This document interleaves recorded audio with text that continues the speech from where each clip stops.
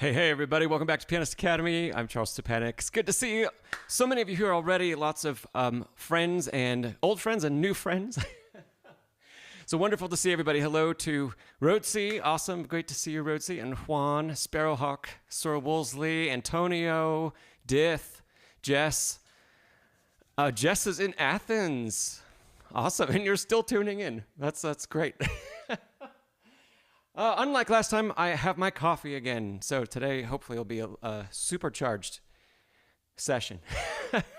We have a couple cool things going on. Sparrow Hawk submitted her first video for us to take a look at. So I'm super excited to take a look at that. We're going to start with that. And then we are going to get into some talk about Debussy and especially about pedaling. SerWoolsley sent me some questions, I guess almost maybe a week ago, at least a few days ago. And OCD King, welcome. So why don't we jump in here? After we go through those two things, this will be open to Q&A for everybody as usual. So let me just pull up the music we're using today. So Sparrow Hawk is playing for us Schubert's Hungarian Melody. It's D817. It's in B minor. And, I think we'll take a listen to the whole thing. It's about 4 minutes long. And there are a couple little repeats, but it's mostly through composed. So we'll take a listen to the whole thing. All right, here we go.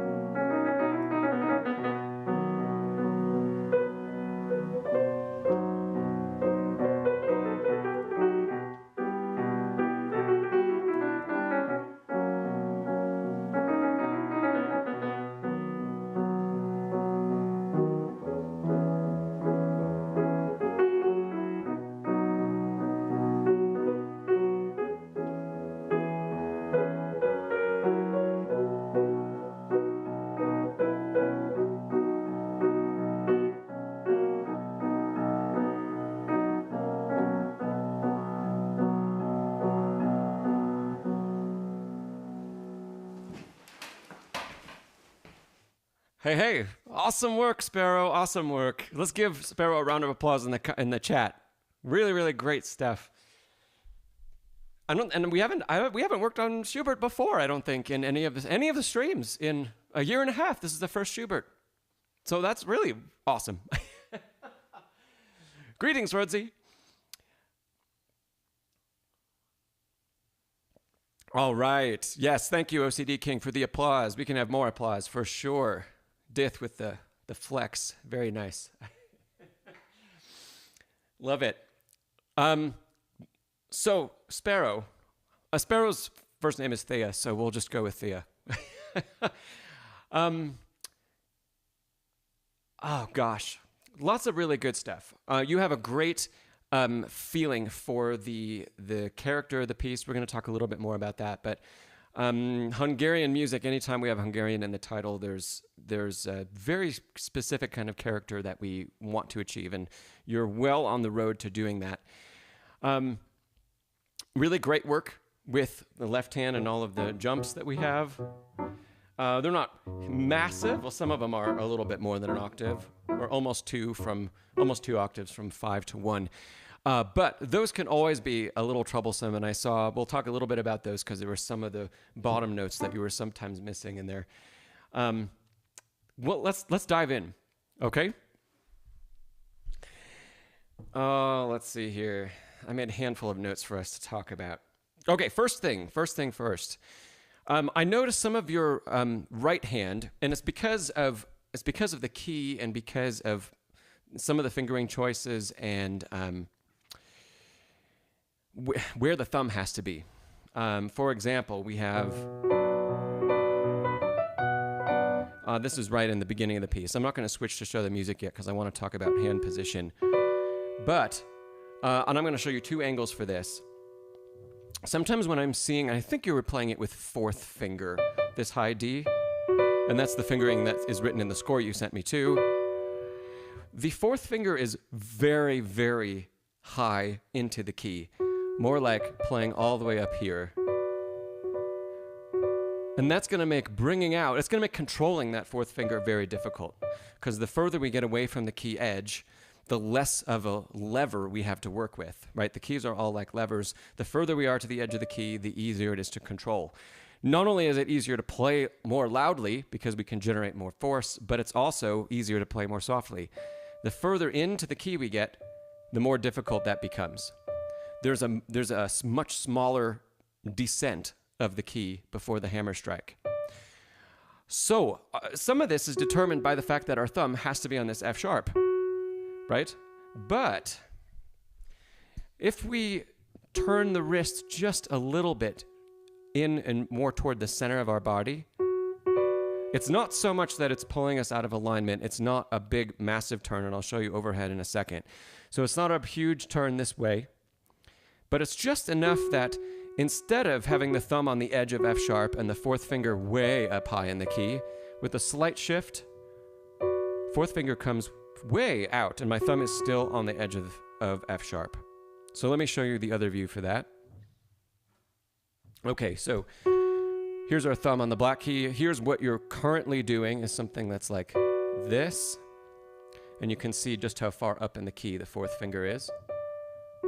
And if we just take this wrist position and we turn it slightly, it's a very slight change in alignment here, or in angle, but now 4 can play just about at the same point in the keyboard as 1 is playing. So instead of it being like that, we can play like this. That's going to happen all over this piece of music because of the key, because there are so many places we have to put the thumb on black keys. We don't have a choice. It would be a bad idea to re-finger the notes so that we're not using thumb. That would be far worse. Okay, so that was the first thing that I noticed. It happens when we get this main theme that we want to try to bring 4 back a little bit. We'll have more control over that. And keep a lookout for those kinds of spots throughout the piece. That's probably the one that happens most often, and it's right at the beginning, and that's where I marked it. I didn't go through and mark all the rest of them, but you can even take a look back. Having your own video recording is awesome, because you can go back and rewatch this with an eye for those details, and you can even mark down, well, these are the bars. Maybe you're not sure of where it's happening while you're sitting and playing it, but go back and rewatch the video, and you can mark down every measure that you need to take a look at for this little bit of shift in alignment. Second thing, this is totally, I feel like, the opposite of what I tell most people. But Thea, we have a lot of spread in the fingers throughout the entirety of the piece in both hands. And if we can work on letting them relax a little bit more and bringing them back in a little bit so that we're playing from this nice relaxed position rather than being more stretched out. I am usually a fan of, I say it's the opposite because I'm usually a fan of people playing with less curve in the fingers than what's usually taught. But in this case, it looks like there might be some tension that's getting introduced, and it's making some of the, especially 3, 4, 5, a bit difficult to control for you. And if we can not introduce curve, but just remember to let the hand relax. That's the only difference. I'm not pulling the fingers in, but if we go from very flat and I just let go, I get that relaxed hand shape. And we want to try to maintain that in both hands. So in the right hand, this was happening sometimes if we needed to, for example, if you were getting ready to stretch or make a leap, sometimes that would happen. And I'm exaggerating a little bit. Your 5 isn't sticking out like mine is right now.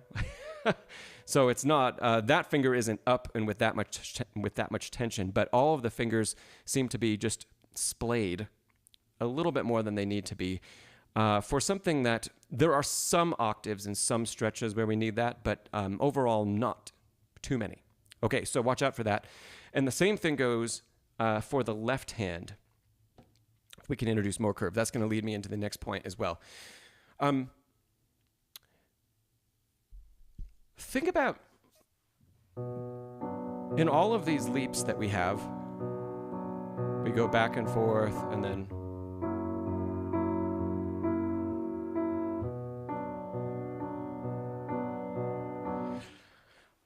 see if you can feel like this is going to be a big change if you're feeling like you have to place one note and then the other, but can each leap maybe start in one direction? Can each leap just be one motion? So from the B, for example, on bar 1, from the B up, can that be one motion that carries us across? And then we can practice the opposite, or practice adding to that, where each one of these, from the point of attack, we feel like we never stop. And if we can build that in to all of the chord shapes that we have, especially where there are leaps or bigger leaps, that's going to help us make sure that when we want to land, for example, on one of the lower notes, if we're in motion going to it, we're not going to have as much risk of the note not sounding at all, where our hand gets to the note and then the key maybe partially depresses but doesn't fully and the note doesn't sound, right? So that will be that will be a great thing to look out for. Can these stay in motion back and forth and back and forth? And if we add to that what I just mentioned about the right hand, if we add to that just what I mentioned about the right hand and letting some of these relax, obviously we can't reach these notes in one hand position from B up and back, right? There's no way nobody's hand could reach that pretty much. And especially when they get wider. So because of that, let's try to not even try to stretch to them at all. If we just play B and shift. And here's a bigger one. So notice when I play F sharp, I'm not stretched out with 1. 2 isn't splayed and under tension. We just play and move. Play and move.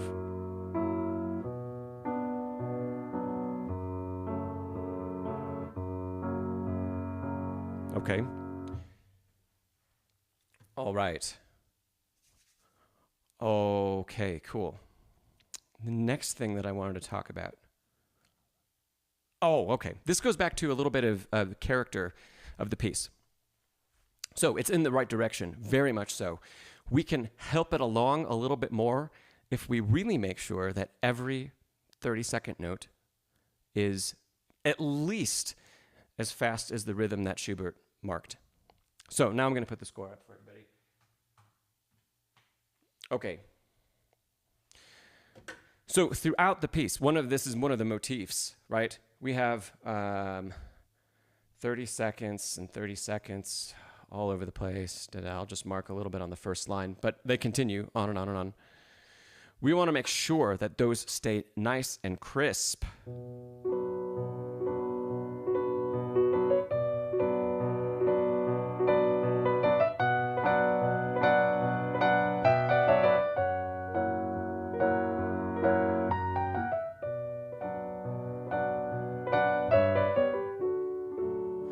Yeah. When those stay nice and crisp, we get that added bit of character, and this starts to sound a little bit more like a dance, which I think this is really supposed to be. A lot of Hungarian music has these long, short rhythmic patterns, and that's what gives it a lot of momentum. Yeah. So make sure, sometimes, Sparrow, Thea, sometimes as you progressed through a phrase, the 30 seconds would start to get a little less precise, yeah? So instead of the first one, always, it seemed like the first one was really crisp. And then they would start to slide into being just 16ths. So like that. Here, the first one's crisp, then the second one a little less so. First one crisp, less so. And then we would slowly slide into just playing 16th notes instead. So really focus on keeping all those nice and short.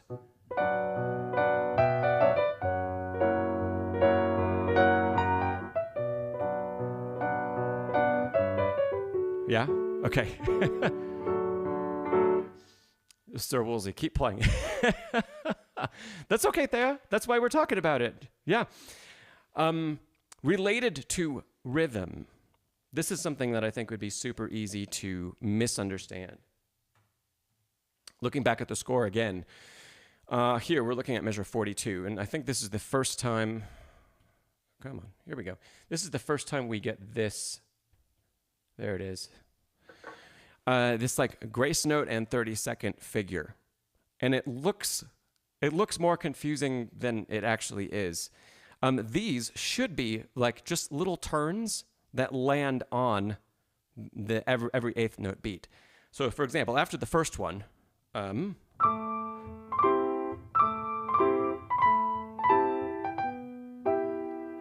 so we hear how those, it's almost like a miniature trill.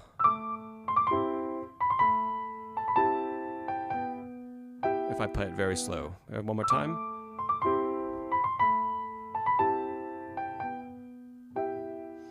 It's kind of it's an interesting way of notating that. But that's what Schubert intends.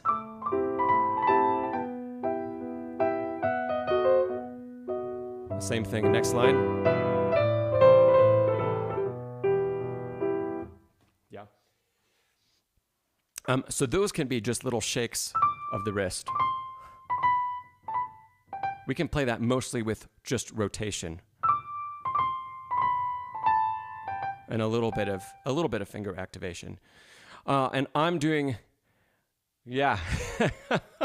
I'm doing this mostly with 2 and 3, sorry. And walking down. And I think I would do that for every iteration, even though we're in slightly different keys throughout the piece. And let's see, where does it happen again? Here later in the piece. Yeah.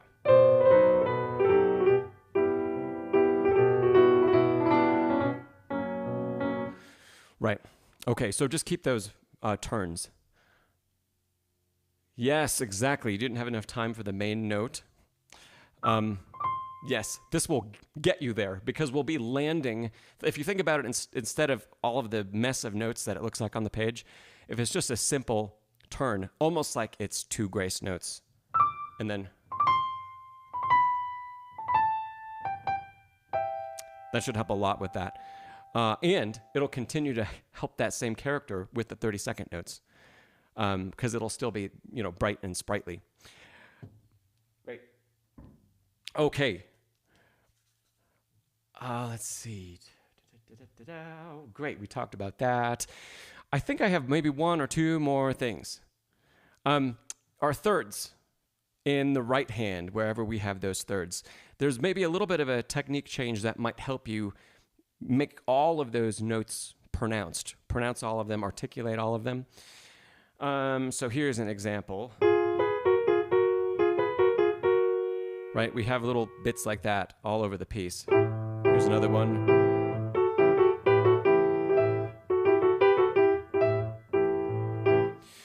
I would do a little bit of practice. I'll use this one as an example. I'll do a little bit of practice where we throw from the wrist into each third. And that's going to have to be slow. Something like that.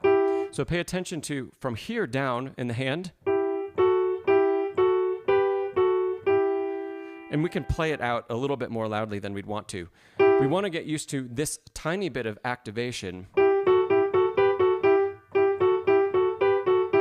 You could even practice this first, second, however it fits in.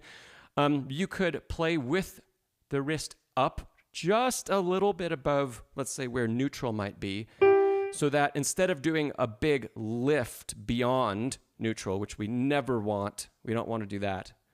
So instead of doing that, if the wrist is sitting a little high to begin with, not under tension though, then we can just do a small lift, like back to neutral, from here, back to neutral. And then we can feel what that is like to just play down and into the key. I said those are your main obstacles. They were horrible in the first weeks. Well, they're not horrible anymore. We're just going to take them to the next level, right? So wrist high a little bit, and we can kind of drop in to each of those. That'll help a lot. Then try to bring the wrist back down to normal. And it's every one of these gets just the slightest bit of preparatory motion. Now, this might all seem like the opposite of what's intended because the score says play legato, and we think about legato as smooth, and smooth should mean probably like less motion in the body, less articulation.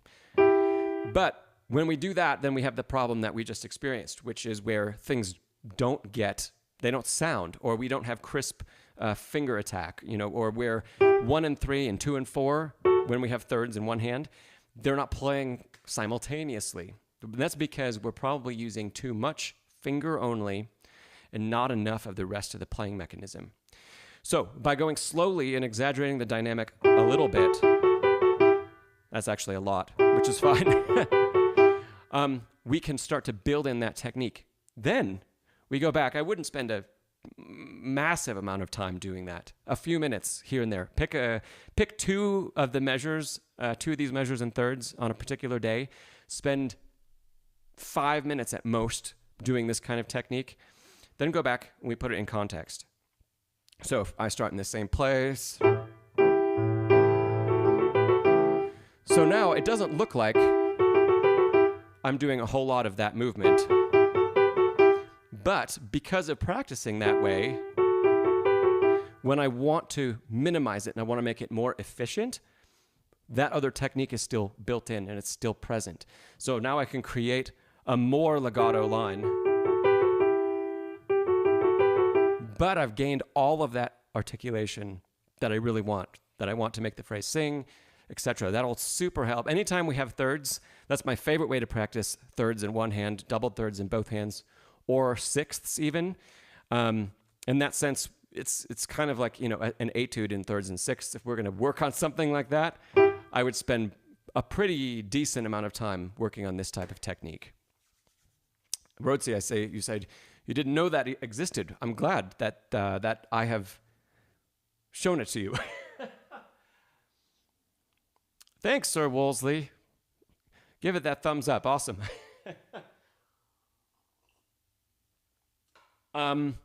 Okay, great. I think that pretty much covers everything I wanted to talk about. Oh, one more thing. Just one more thing. I would love to see, I know the score you sent me isn't an text edition. It's great because it's got a lot of extra markings, which is really nice. I wonder what Schubert's dynamic markings are, because a lot of times when you hear this piece played, they don't follow necessarily the dynamics that are given on this score, which makes me think that there are little to no dynamics in the original manuscript. That said, I think what's given to you here is really good. It's a really good starting point. And some of the places, I would say, try to really exaggerate what those dynamics are. Let me give you an example.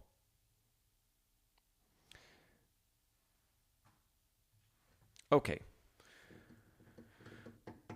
Let's start just at the beginning. That'll be the easiest to talk about, and we'll go from there. So we start very softly, pianissimo, great. And immediately in the third bar, we have a crescendo that leads to forte. We can really make a big change.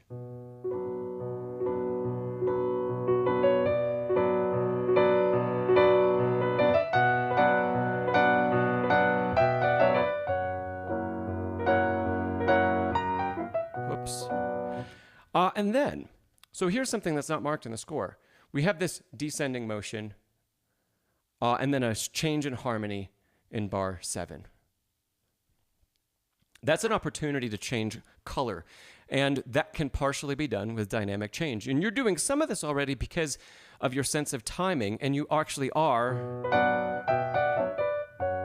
You're putting in very slight and musical pauses sometimes when harmonies change. That's really great. I think we can take that same idea and extend it a little bit further.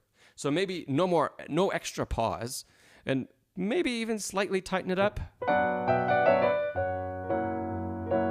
But then how can we explore a different dynamic and a different color when the harmony changes? I don't think this phrase would be played best if we play forte in measure 5, and then, for example, we need to make some kind of musical shape. We can't just stick and play one dynamic and keep going and going and going. That gets boring, right?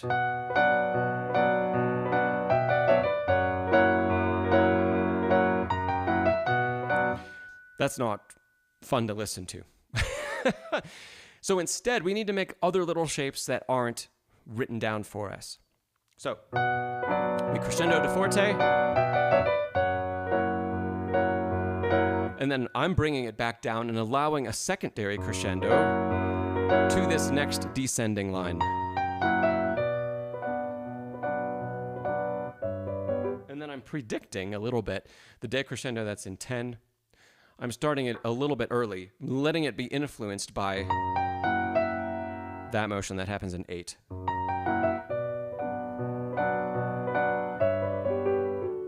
And then going further when it says piano, further when it says pianissimo.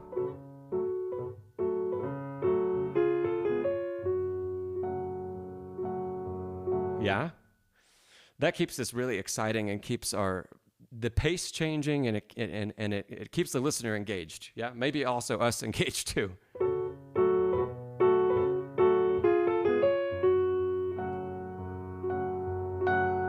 Whoops.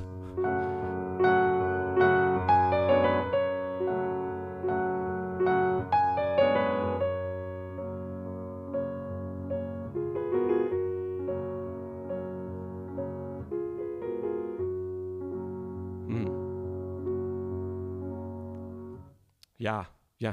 Even there in 15, 16, and 17, we have these major dynamic changes where 15 is mezzo forte. And then we get this, what's written in the score is immediate accent, and then back to mezzo forte. We can experiment, let's say, with little bits of prediction. For example, maybe the last beat leading into this accent. we get a little bit of a crescendo. Also, it's perfectly valid to not do that.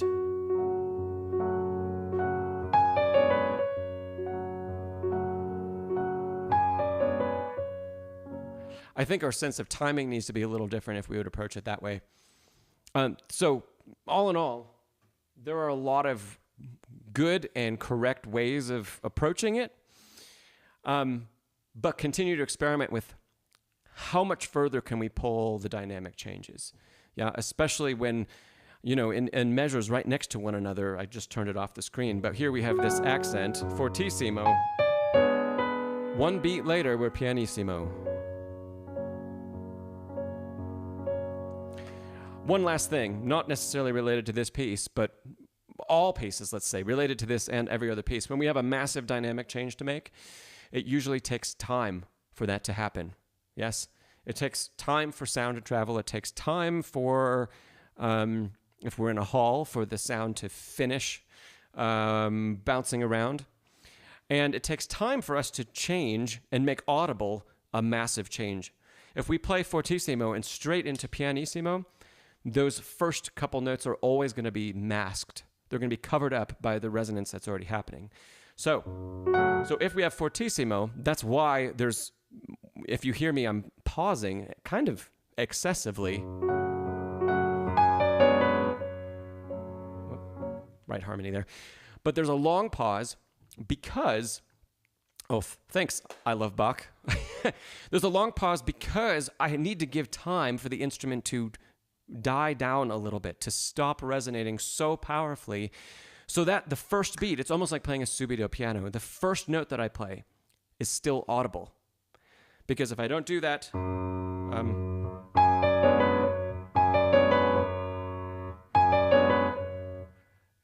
it's still kind of possible with a little bit of pedal work, but I think it's less ideal and it's less effective at showing this massive dynamic change. So you can apply that Thea in this piece, and you can apply that also. Everybody can apply that. Anytime you've got a big dynamic shift, whether it's marked subito or not, especially if it's marked subito, but anytime we're going from forte to piano or fortissimo to pianissimo, it takes time. So, and we still want the notes that are right at that change to be audible. By the way, it takes time when we go from high dynamic down to low dynamic. The other way around, of course, we don't have a problem with that. We're not going to cover up, we don't have any worry of the loud subito forte, let's say, not being heard. Great. Okay. Rotzi, I love that, a lantern flickering in the wind. That's a great image. Yeah. SerWoolsley, you said the same thing. Beautiful. Bachwards fellow, hello. So I think that's going to wrap up this piece. Let's congratulate Sparrow Hawk again. It was really, really nice playing. I dove into a lot of more advanced stuff, but I hope that's going to be very helpful for you. So I'm giving you a little orchestra applause. And clap, clap, applause. Awesome. And Sparrow, please, whenever you want to, send in some more stuff. This was a lot of fun to work on. Awesome. And you played great. You played great. So I know it's difficult. We all get nervous sending in videos and performing and all of that, and even making the videos probably. But yeah, just keep on keeping on. I think everybody here greatly enjoyed hearing you play. So we'd love to hear you play again. So Rotzi, I know I did not see anything from the last email that I responded to you about. I'm sorry. No, I was just getting ready for the stream to happen this morning, and so no, I have not checked email.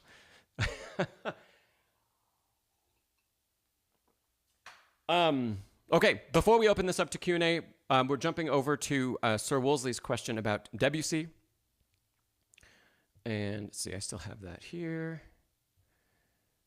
Debussy, Preludes, The Girl with the Flaxen Hair. Beautiful piece.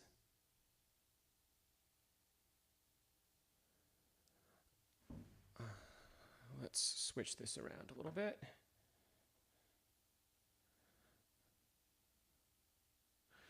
Here we go. Okay, that'll be better for us. Yes, thank you. I love Bach. My French is horrid, so I'm not even going to attempt a pronunciation. SerWoolsley, I'm just going to jump in, but I can't remember if you had specific measures, but if you have measure numbers that you'd like some pedaling help with, just put those in the chat and I will jump over there. Otherwise, I'm just going to start from the top of the piece and talk a little bit about pedaling and Debussy overall. I know you were asking about the second page. So I'll get there eventually, but I want to make sure that I really cover those, the measures that you were most interested in. So, okay. Oh, even though Debussy hated being called an impressionist, we still pedal his music in a very impressionist style. So when we begin this piece, first of all, anytime bar one, beat one, note one, anytime that a piece begins with pedal being used, put the pedal down before we start. I've seen so many people not do that. It's a real easy habit to get into. So with pedals used on the first beat, put it down before we start. And then we're sure that we get the full bloom and resonance from the very first pitch, because all of the strings are open to resonate. If we don't do that, on a single note that's not played out as much, we don't hear it quite so much, especially probably over YouTube, as opposed to, there's a subtle difference, but it's an important one. Okay, so pedal down, and then we go.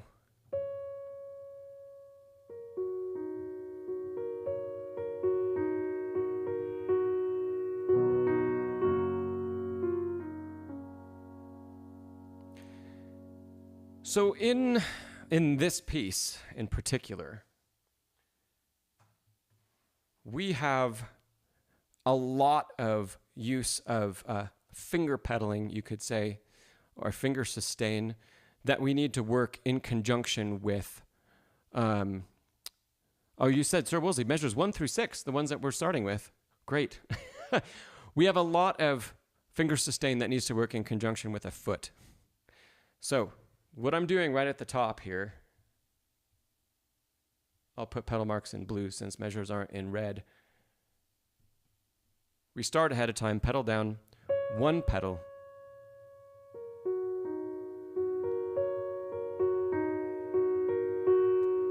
If your voicing and if your phrase is really nicely blossoming, blooming, moving forward, we're not going to have any trouble with this getting too muddy. Okay, so one pedal all the way, let's get that resonating, and then here's the end of the phrase, pedal, and then another pedal,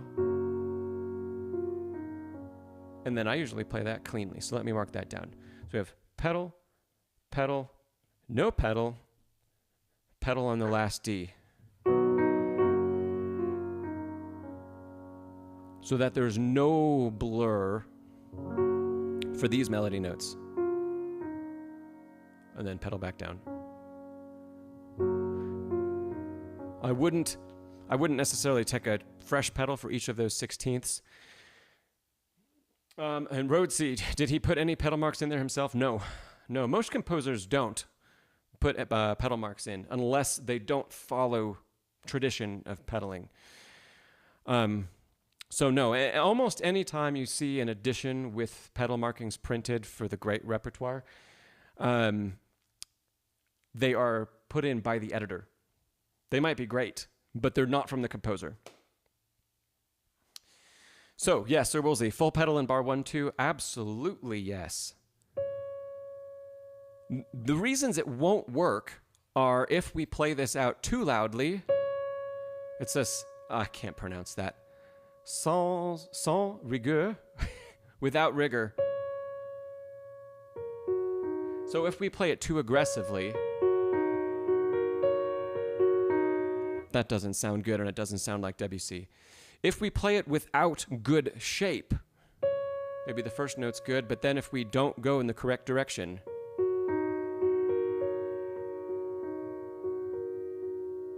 well, then it all gets lost. Yeah. So we have to combine all of these, technique and musicality and how we're treating the phrase, in order for full pedal to work. And also, I think you asked about soft pedal. Most of this piece, I'm going to use soft pedal, at least partially depressed or fully depressed. So right now you can't see it, but I have a partial soft pedal depression for the very beginning.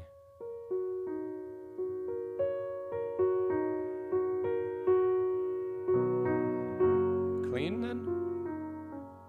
And then pedal down to help that resonate and sing. Moving on. Pretty much no one, very few people, very few pianists are going to obey these rests as a literal silence. So most recordings you're going to hear are going to have pedal down through the next melody. You could change, and we could take a clean pedal. But that, to me, that also doesn't sound like Debussy. So, we're letting this ring, I would let that ring all the way through.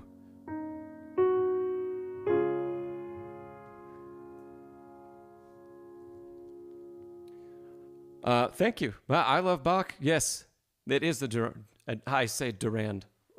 It's probably Durand. Yes, it is that edition.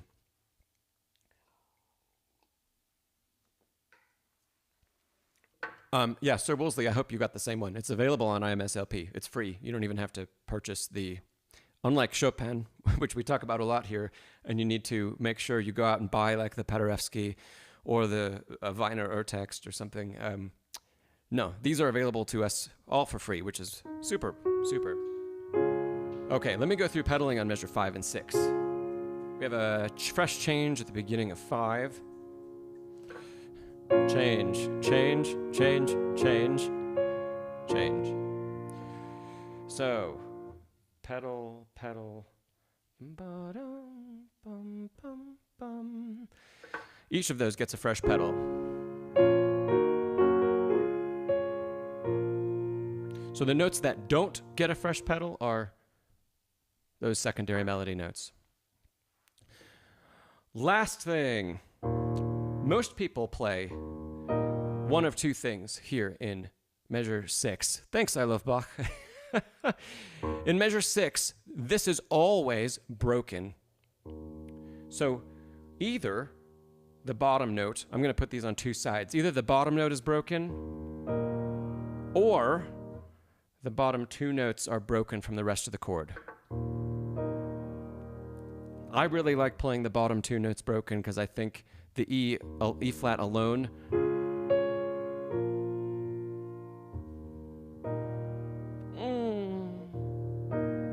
I guess I go either way. I guess it kind of depends on how I'm feeling in the day. But what's important, one, we don't roll it. Don't do that. We pick one note, play it separate, and in the meantime, the pedal changes for, let me see how I can show this to you. Oh gosh, that's going to be difficult. The pedal changes for the bottom note. So we catch the low note, and it resonates while we then play the rest of the chord. Another thing that I like to do is, and then in the right hand, listen to what happens if we do that, but we don't change anything else about our playing. So I'll start back at measure 5. Here's our pedal for low note. Something that I don't love that happens when we do that is we lose the top note of the melody. And so I really like to finger sustain that note through the pedal change. So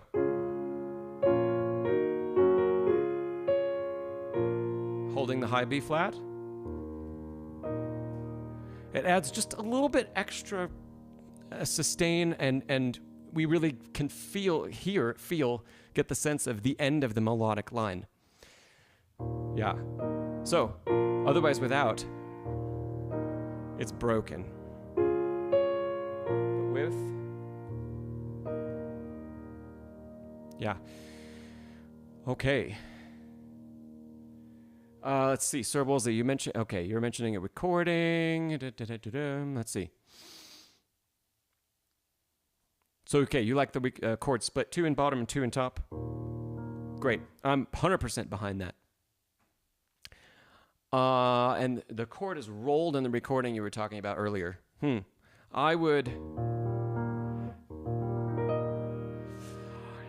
can't say that I've ever heard anyone do that. I'd love to know who it was, and I'll go take a listen. My argument is that if Debussy wanted a roll, he would have written a roll. We have, just right down here, lower on the page,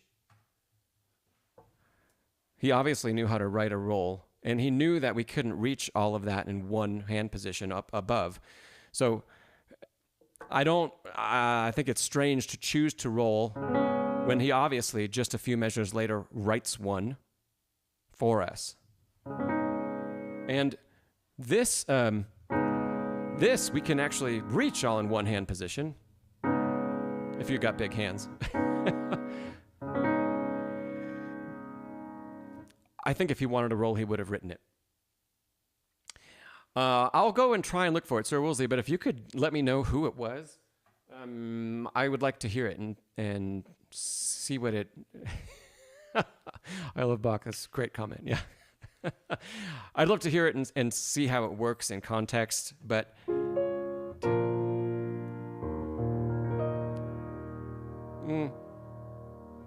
It's okay. I still prefer breaking it, and so that we get simultaneous, right? There's definitely not a roll written in the right hand. There's not a roll written in the left hand. So adding that in when everybody except Rachmaninoff would have to play it some other way than notated. Okay, SerWoolsley, do you want any more pedaling info? How far are you along in the piece? And I don't want to give you so much, but I also want to make sure that I help you with whatever you'd like to know. So are there other bars that you want a little extra guidance on? I'm happy to dive in. And SerWoolsley, have you looked up all of the French markings that are not, common? We usually see markings all in Italian in music.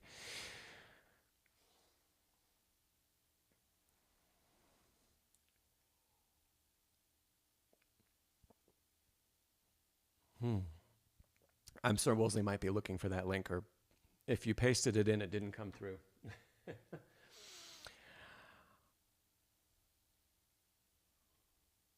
I'll give SerWoolsley just another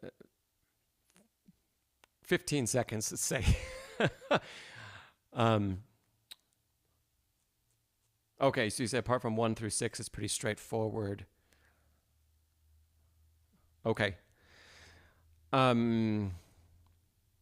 Great. The pedaling I think on the second page will be trickier than the first page, but on the remainder of the first page, continue to look out for all those areas where we need to finger sustain. Debussy's done a great job of writing them in for us.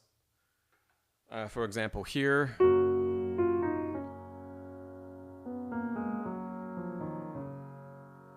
So the pedal can continue to change. This is bar 10 and 11. But things are still resonating. Left hand is still holding, bottom of the right hand is, now top of the right hand is, now all of right hand.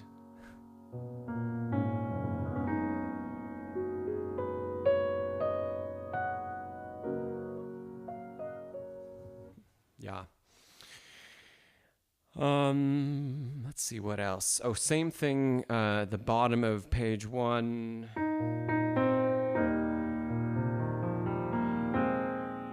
There's all kinds of stuff being held by the fingers here, so watch out for that. The E flat, I'll show it on the screen for everybody. The E flat at the bottom of the page. There we go. E flat at the bottom of the page is held, and then as soon as the B flat by the left hand gets played, that's held. And then this is very tricky to see, but this B flat is also tied. And then the subsequent chord here is just F minor with that held B flat. So, and that allows us nice changes of pedal so it doesn't get overwhelmingly blurry, which, yeah, that wouldn't be correct for this piece. And we keep going.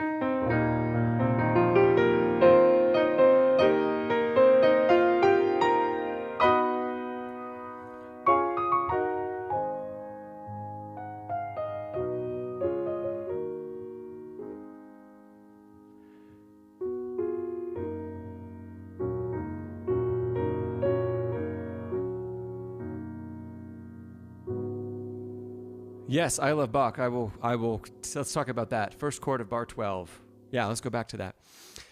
One more thing, SerWoolsley, when you get to measure 24, what's called planing in Debussy.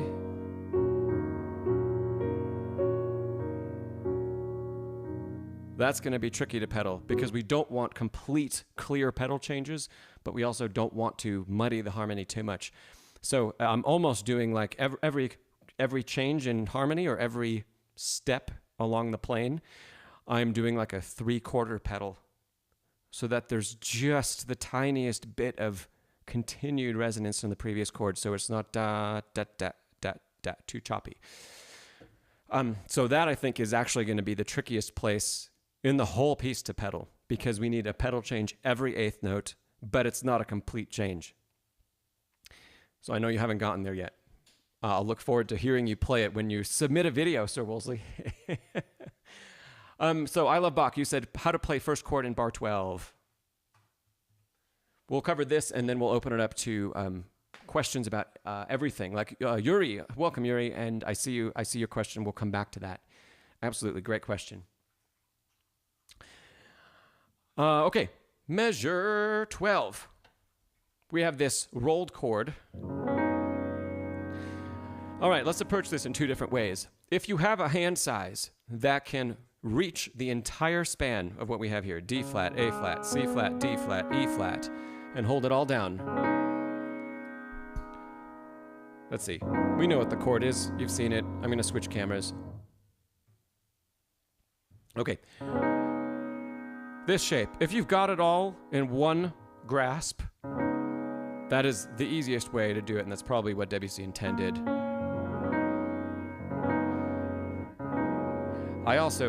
I find that I tend to quickly roll the, I just took this off the screen. I quickly roll the left hand as well, like I just marked in red. Let's see. It doesn't have to be, though. I guess that depends on the day as well. So what I just marked is a possibility. We could roll that, or we could not roll it and just... come on. There we go. It could either be rolled, or you can just play it. That one's easy to deal with. Okay, now what if you can't grasp all of that in a single hand position? Because it's a 9th and we're using all 5 fingers, yeah? Oh, well, let me answer that question. You said, why is it written where the bottom of the chord is slightly behind? That's purely because of division of voicing and stem direction. So this is a super quick answer. All of the notes here, from here to the beginning of the bar, those are all beat 1. But because of the dots, especially, we've got, dotted halves here. Those dots we can't have collide with the 8th note that's next door. Because of that shift in one direction to the left, that's one reason why they're separated. And then secondly, we can't have stems, like this stem and this stem also cannot collide. They can't look like they're part of the same chord, because Debussy is showing us 3 layers, 3 different voices. We have a lowest layer, we have a harmonic layer, and then we have a melodic layer. So they all need to be different stem directions. So all of that is purely for the sake of getting it on the page. Yeah. Now, if you don't have a massive hand span to grasp all of that in one, the next thing that I would suggest doing is rolling everything from the bottom, and we put fifth finger on the top, left hand crosses over to play the melody note. So everything gets rolled like that. Putting that in context from a couple bars back.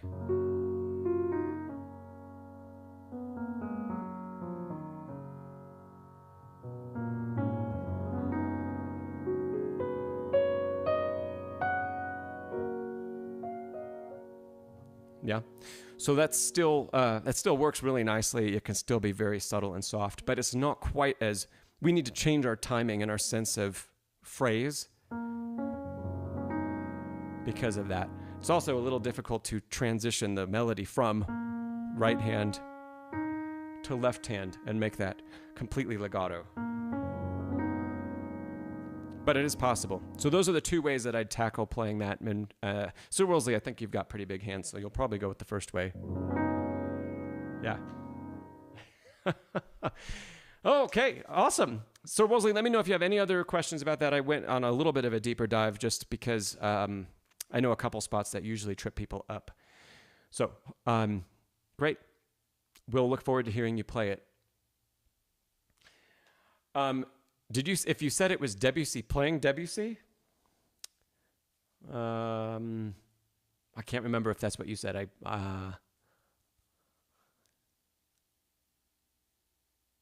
Yeah, anyway. Debussy playing Debussy is always a very, very interesting to listen to. Yeah. Okay, I'll have to take a listen to that. That'll be eye-opening if he actually rolls it. We know that Debussy usually didn't play things the same way day to day to day. He was always different. And so fortunately, we have a snapshot of him playing his own work, which is awesome. Unfortunately, we only have one snapshot, and we know from his writing and acquaintances and friends of his that he felt like music should always be expressed differently from day to day. So we got one example of how he felt about all of his music whenever he recorded them. And it's interesting because I've also listened to his recordings of Reverie and of Clair de Lune, and they are so dramatically different than how we hear everybody play the music today. So I wouldn't doubt that there are some idiosyncrasies to his recording of this piece as well. And I love Bach. You say a lot of pianists you've heard don't roll that chord. That is by far the most common way that I've heard it. I can't think of a single pianist that I've heard roll the chord. That doesn't mean they're not out there, but yeah. All right. All right, I see Jeff is here. If you haven't already, please give the video a thumbs up. And okay, we're going to jump into Yuri. Are you still here?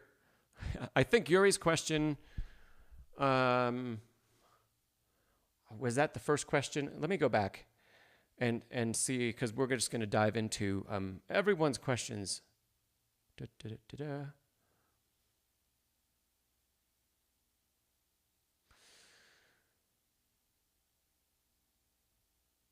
All right, I'm going to jump into Yuri's question, especially if he's still here. And if I missed one, just put it again in the chat, because there's a whole lot that I think I missed earlier today.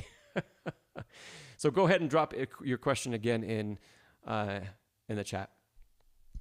As for Woolsey, yes, Thibodeau, I can't exactly remember his interpretation of the piece, but I know I liked it when I heard it, so I would agree with you on that. All right, Yuri's question was about building a routine and he says starting piano and building a routine. We're going to get into building a routine mostly with that question. This is a great question. I think it'll actually benefit everybody that's here as well. So okay, we all know, everybody that's here, you all know that we have to practice to become better. There's a big, there's a big push from a lot of teachers I know talking about students who don't practice or students who show up to lessons and haven't worked on things, and how can we continue to teach them, etc., and make progress. And that might be possible to a point, but I would never recommend that. And I think that everybody that watches this channel is in agreement with me on that. If you're not, feel free. Let me know in the comments below. So in any case, we know we have to practice. How much do we need to practice? When do we need to practice? How does practice get structured? That is one of the things that, obviously it's important, but the quality of practice is, I would say, equally, maybe even more important than the time spent practicing. So for those reasons, I tend to support basically what Kaplinski says about practicing. And I've heard it quoted a few, and probably depending on who she's talking to, she lists different amounts of time. But basically, she is not a fan of over-practicing. Over-practicing is like more than a few hours a day. So when we're thinking about putting together a plan, a structured plan for practice, I would say, everybody, we've got it, no matter what your level, you should be doing an hour a day at least. An hour a day. It's going to be incredibly difficult to make progress without that amount of time consistently. Is an hour a day equivalent to 6 hours on one day later in the week? No. Oh, I love Bach. That's a great comment. Thank you. They say utmost importance is to find a good piano teacher.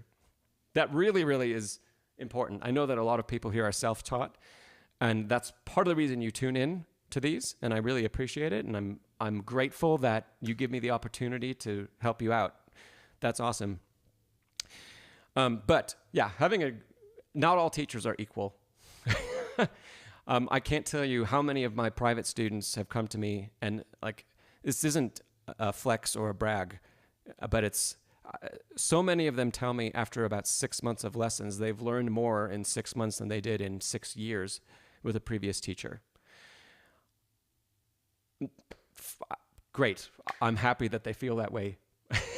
But really what it goes to show is that there are a lot of really good teachers out there, and there are a lot of not good teachers out there. And finding a really good teacher is really important. Because it's going to completely change your efficiency of practice, and if you don't know to do something, they're there to tell you how to change, how to change your approach, how to change your practice, and they're there to give you that feedback on a weekly basis. Otherwise, if you're completely self-taught, it is up to you to figure out what isn't going well, which, in my experience with music, that is like the pinnacle of achievement, is being able to be your own teacher. Because we can make recordings of ourselves. That's awesome. And we can learn from making recordings and listening back to ourselves, especially if we listen to ourselves and compare with other really fantastic pianists. And if we're really picky, we can learn a lot. But it's still not going to be the fastest way from point A to point B. Right? I think we can all agree on that. So, is 1 hour of practice? There are lots of interesting comments coming in, by the way, but I'm just going to keep going here. I am not familiar with Chang's book, Fundamentals of Piano Practice. I'm not familiar with that one. Is 1 hour in one day equivalent to 6 hours? Is 1 hour a day for 6 days equivalent to 6 hours in one day? No. We're going to get a lot more out of 1 hour consistently every day than lumping it all together. And that's usually the thing that is most difficult for most adult learning pianists that I know. Even sometimes students of piano, if they're like teenagers and they're applying to conservatory or university, depending on their academic schedule, that can be another issue, where fitting that time in is difficult. So, and as adults, we all have a lot of stuff going on, so it can be difficult to make sure we get that hour a day, every day. Okay, so to sum that up, consistency is very, very important.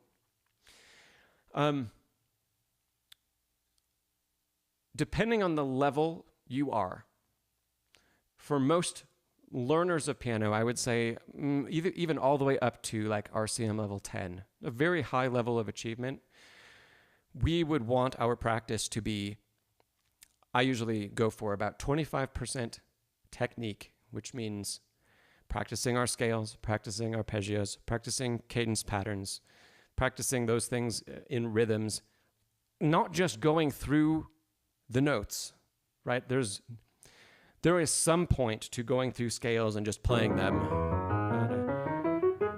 But there are so many other things that we can practice. So first off, our technique portion of our practice time is to get the hand to understand what's going on at the keyboard.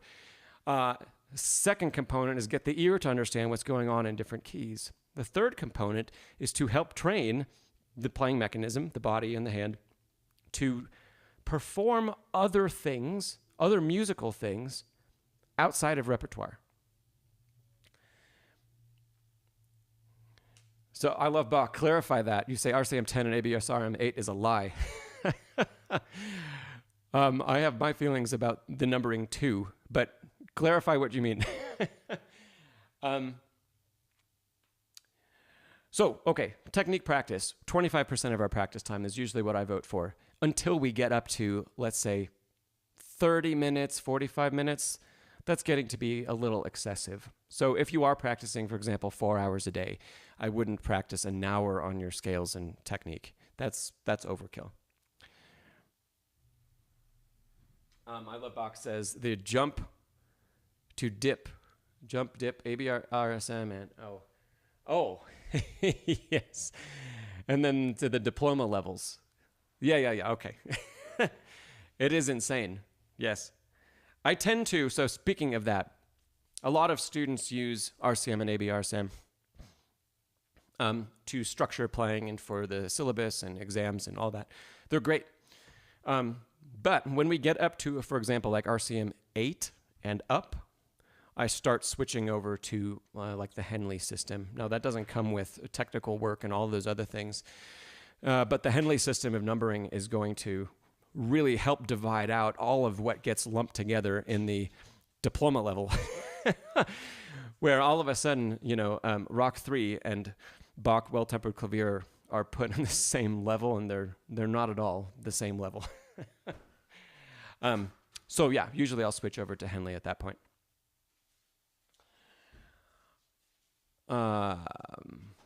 Great. So, okay, let's go back into practice and time. So I said 25% for technique work and that kind of stuff, and then the remainder of our time working on repertoire of some kind, unless you're also focusing on composition. I like to work on composition with students, even if they're mainly working on performing, because understanding composition opens up so much more interpretively for us to understand. The notes on the page go from just being guide marks to being a language. And I find that pianists that don't study any form of composition never cross that bridge. We never go from seeing guides on the page to really telling a story and communicating something, because there's a link that's missing. So I tend, even with early, like let's say early intermediate students and up, sometimes even late beginner students, I tend to incorporate compositional components. So that would be another thing to put in your time. If you've got 2 hours a day, let's say, 30 minutes on technique, let's do 15 to 30 minutes working on some composition work or understanding harmony, and then an hour and 15 minutes working on our repertoire.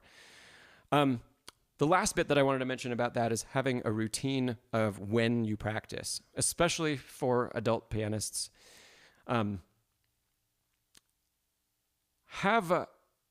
It's best if you can every day have the same time. Like you sit down if you work from home and you have a flexible schedule, you sit down at 9 o'clock in the morning and you practice for 45 minutes, let's say. 45 minutes to an hour. And then you have another time later on in the day. Maybe you have a break, maybe lunch break, maybe after work is over, you come back. And there's always the same time every day that we sit down and do our work.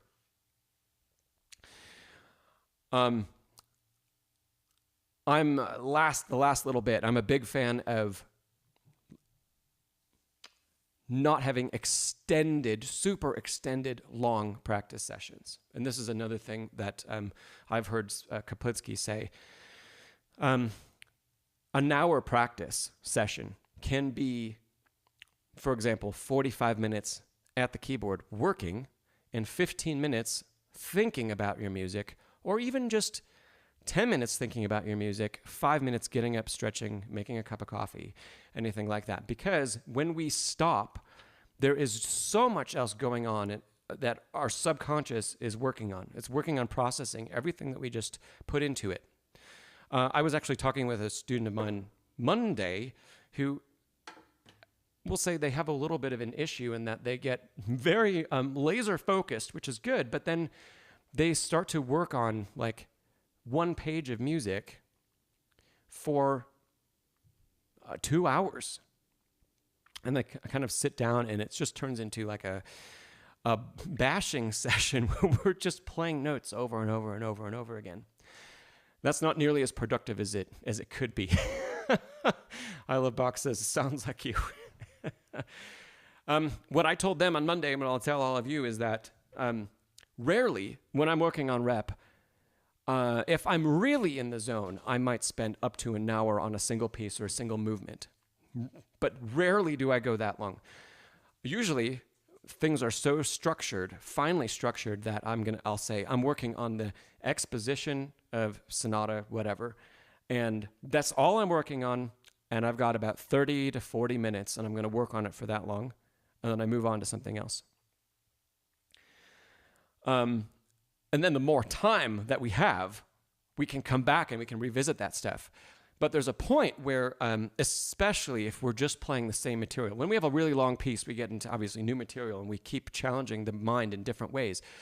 But when we have the same material and we keep feeding it in and feeding it in and feeding it in, even if we do some of the practice tips I've given on the channel about taking small pauses and counting to 5 and other things, there's still a huge risk that if you play 16 bars over and over again for an hour, your 40 minutes, the last 40 minutes, 2/3 of your time is probably going to be a major waste of time.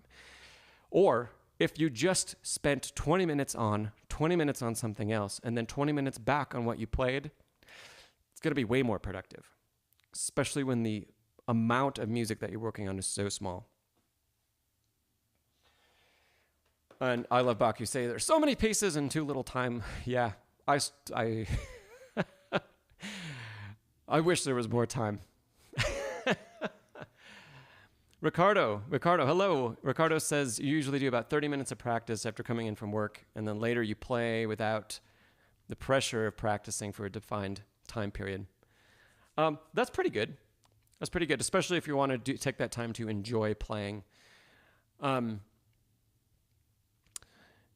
If you've got the extra time, if you could still do something like set a timer. So if you're working and you're practicing on something in particular, you don't have to have an end point of when you're going to just get up and leave the piano. But if you know, I'm going to spend 20 minutes on X piece and 20 minutes on Y piece, then you can set a timer. When the timer goes off, either finish the playthrough, finish a little bit of what you're working on, and then move on to something else. And then if you've got more time, it could be whatever else is next on the docket. And Bachward's fellow, you're responding to something SerWoolsley said, 2 hours in one sitting is brutal. I would absolutely agree. So yeah, just to sum up again what Kaplinsky said, like I've even heard her say things as short as 20 minutes on, I think Bachward's fellow, you just said this, 20 minutes on, 5 minutes off, 20 minutes on, 5 minutes off. That's how she teaches students at Juilliard.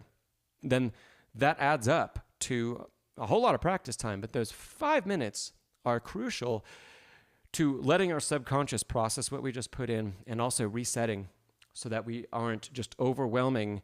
We're not giving the brain an overwhelming amount of input and it's just throwing its hands up and saying, no way, I'm not learning all this.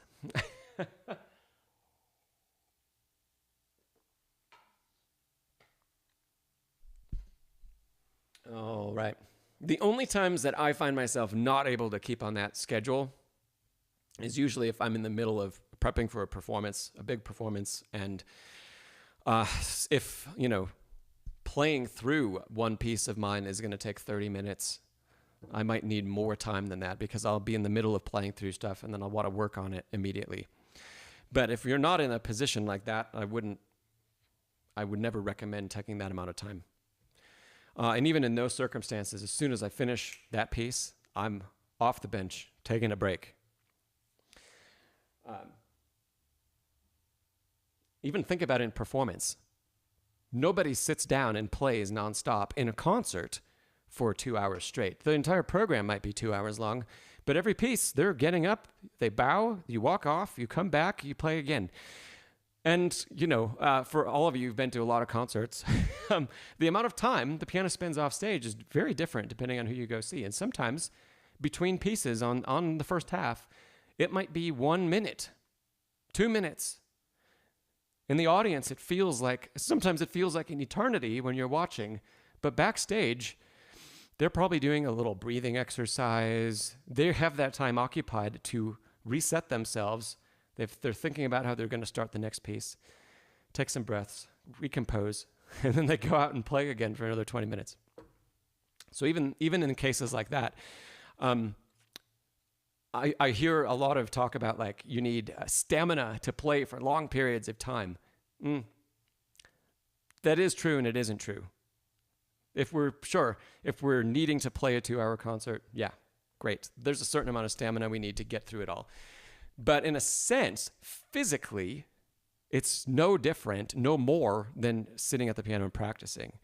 It's much more so, I'd argue, much more so mental focus. Can you really stay focused for that extended period of time where not a moment passes that you think about anything except the next note for however many hundreds of thousands of notes you have to play? I love Bach. You say time passes quickly while you're practicing. Sometimes you miss appointments. So the one thing I'd say about that is what I also said to Ricardo. An easy way to fix that is just put on a timer, like on your phone. Put on 30 minutes. That's not going to help you not miss your appointments, but it will help you if you get kind of distracted and lost in playing. That'll help you stay focused and say, okay, well, 30 minutes just flew by. It's time to move on to something else.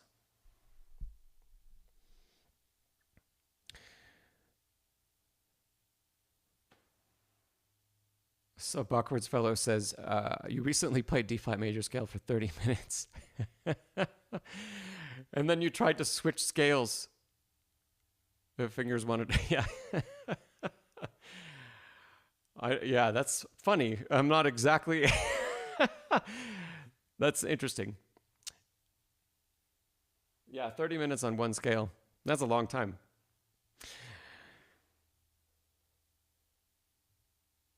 All right, I feel like I probably missed a bunch of questions again. Let me go back and see what else we have.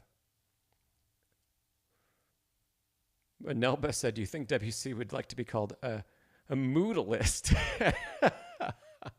I'm sorry I missed that one, Nelba. That was great.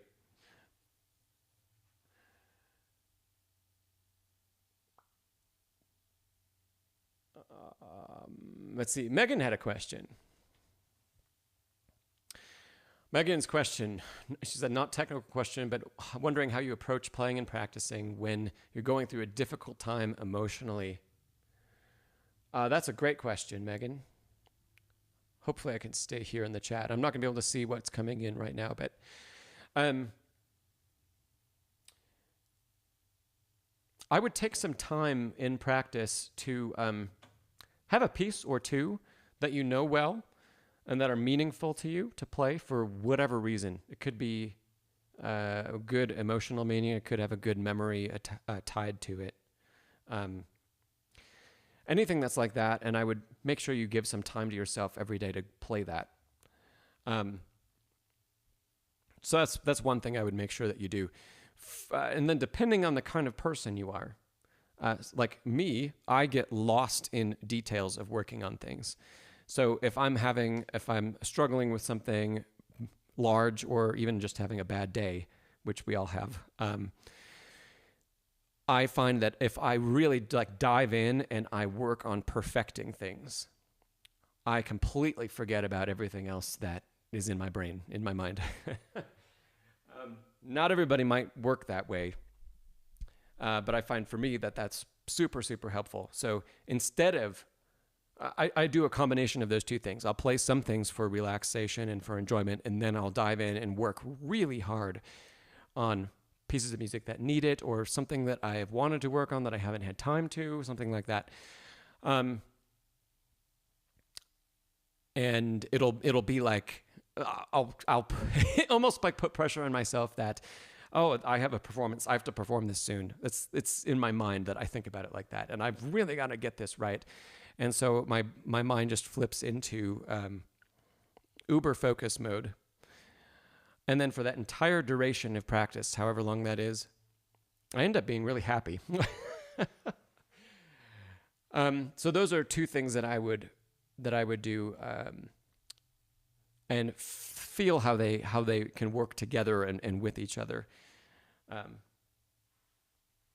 And if the working really hard part, the perfectionist part, if that doesn't help you, then maybe even do some of the opposite. Take a little bit of a break from working really hard at the piano and just spend time on the bench that's really enjoyable.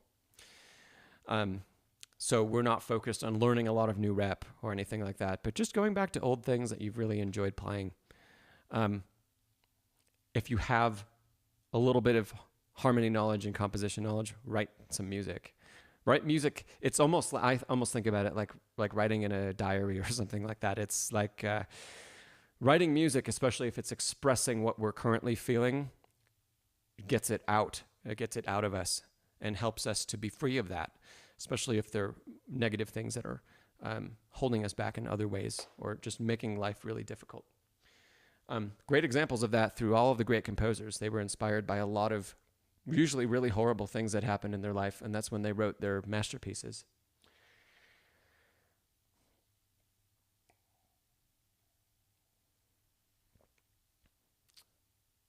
Oh, let's see. I love Bach. You said you're going to start the Debussy Prelude tomorrow. Oh, thanks, Nelba. Bye, Nelba.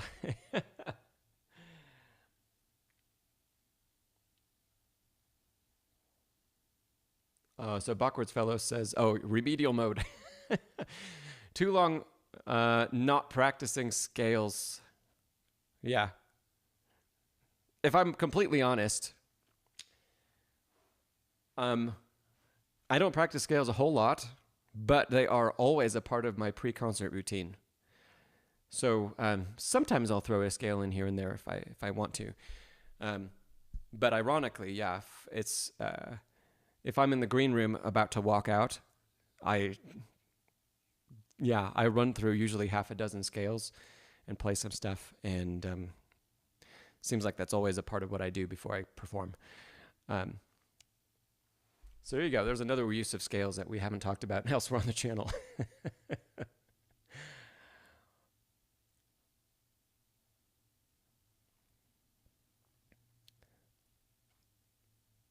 Let's see. Dith had said earlier, your scales take up usually half of your practice time. There's a lot to go over. Yeah. 30 minutes is good. 30 minutes is good. It's a little bit much, but if you're really using it productively and not just going through the motions, 30 minutes can be really, really great.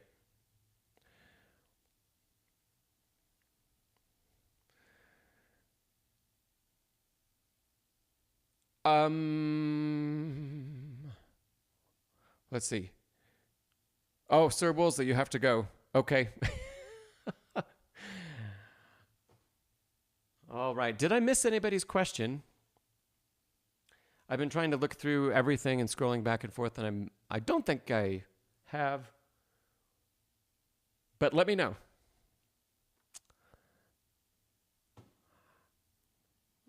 Seth said you end up using scales as a warm-up.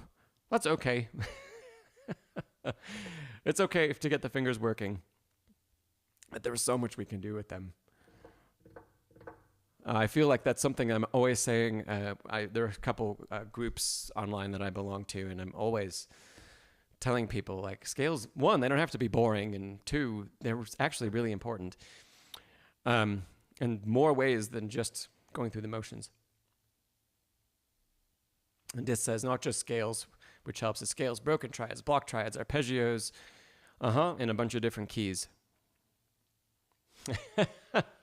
And Dith, I know you're studying for an exam, so that is definitely a part of the exam requirements. But it's also really good to know. Really, really good stuff to know. I usually, when I'm teaching that stuff, that core, like triads, broken triads, block triads, those especially, and cadence patterns, they get incorporated into our composition part of lessons usually. So we might be composing something in a certain key, and while we're working in that key, we will learn cadence patterns, and we'll learn them starting on every inversion, not just root position. Even if they're like beginner, we will learn them in every inversion.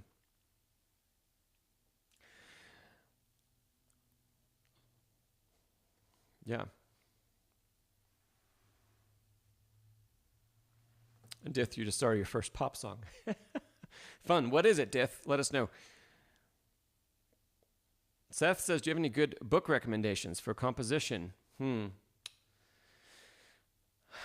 I haven't actually looked for a book to teach it, because when I teach it to my students, I'm always going, flying by the seat of my pants, if you will.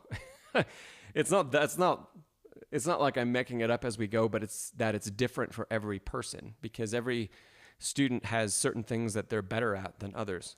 And then usually I'll take something that a student is very good with and we'll add components to it. And then we'll throw in like one thing that's a challenge. But what those topics are and what we work on is different for every single person that I work with. Some of the basic stuff, we work on writing good melodies.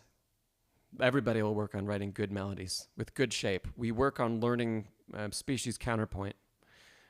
So species counterpoint, you could probably look that up online. It's in most theory textbooks that are used in university level theory courses. Learn all of maybe not all of the rules. Depends on what their goal is, but learn the majority of rules that go with species counterpoint, because it leads right into crafting good melodic content and learning how voice leading works, especially between two different voices.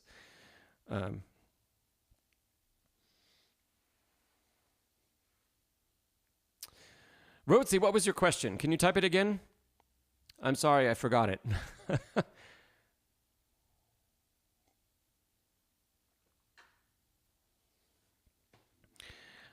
And I love Bach. You're doing the Rachmaninoff elegy and you realized your left hand is handicapped.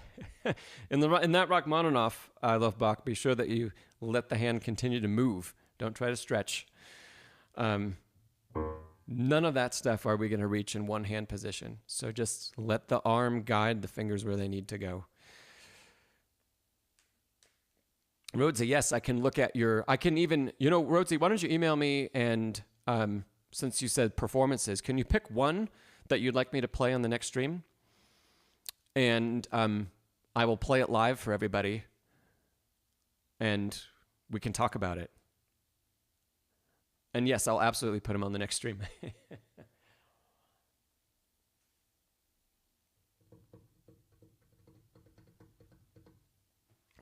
Rhodes, you said, did you skim through the revised rondo that we talked about? I think that was that just last stream? It maybe was. I did. I took a quick glance through the little screenshots that you sent. And I didn't have, if I had a thought, I would have emailed you back about it. So that means I can't remember right off the bat exactly what you changed, but I think it was all in the right direction and going in a good place. Because if it wasn't, I would have said something. Shintan says, what, according to you, makes a master music producer and composer? Oh, thanks. I love Bach. Great to see you. I hope you join us again. We do these every 2 weeks. So you said you're Shintan, you're 23, you haven't gone to music college, You're about to learn everything by yourself and put in the hard work. Can you answer a question for me? When you say music producer, composer, what kind of music specifically are you talking about? Are you talking about classical, film music, pop production, EDM? Yeah. Something else. Because the path that we'll take will be a little bit different depending on the end goal that you have. Okay, you said pop and a bit of film music. Great. Okay, so I think the most important things for both of those are understanding instrumentation and textures. Instrumentation, textures, and registers. And how they work together and don't work together. And it's interesting that like pop music production and orchestration are similar. The instruments used are different, but it's similar in that we want to employ different sounds in different ways to fill out texture. And that's going to be beyond like the typical stuff about creating a good melody and balance in a piece of music, which is going to pertain to every genre. That's something in particular that when we are given, let's say, lots of instruments to work with, like in an orchestra, how we employ all of those instruments, or don't, to allow space, that's really, really important. And that's what the masters of orchestration and writing for orchestra, whether they're classical composers or film composers, they have such an intimate understanding of when, strings are in this register, I can use these other instruments and I can do X, Y, and Z. And when violin 1 is just floating and way up high, well, I'm not going to combine that maybe with flutes, for example, because they're going to compete with each other. So that's a combination of understanding register that the instruments play in, but also how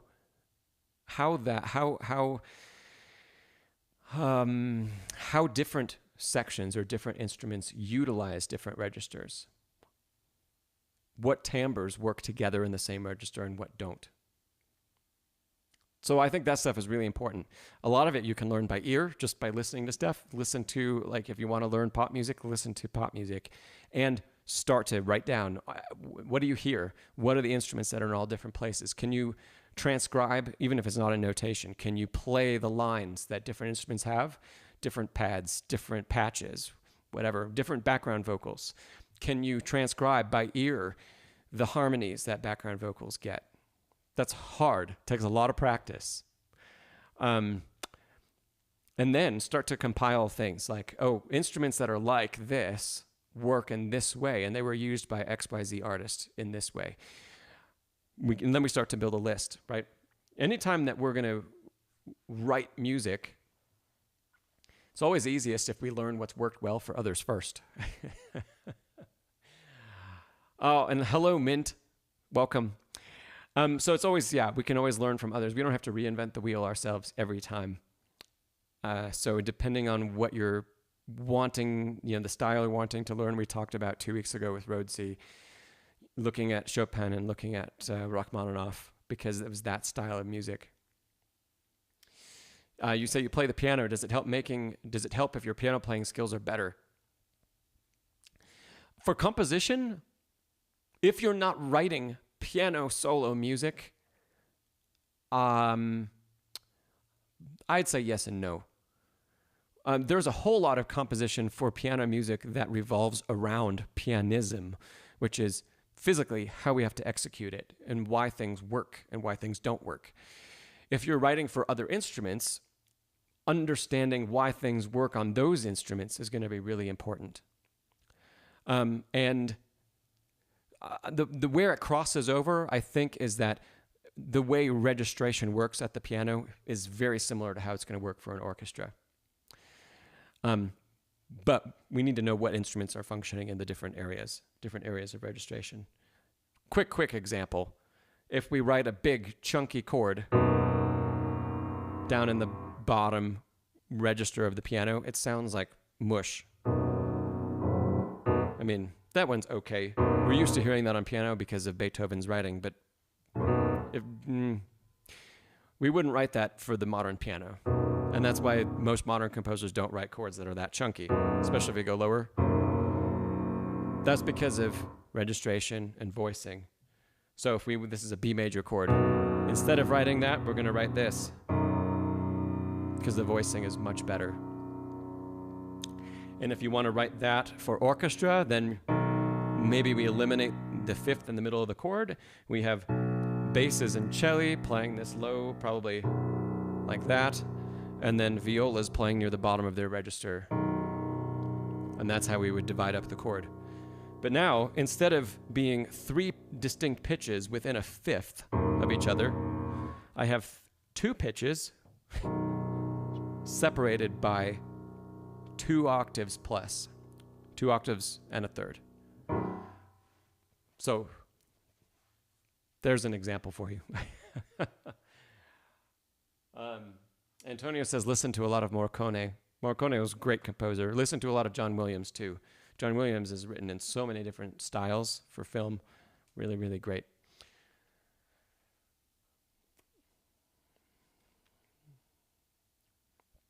Okay, I hope that was a help, Shintan. I'm going to jump over to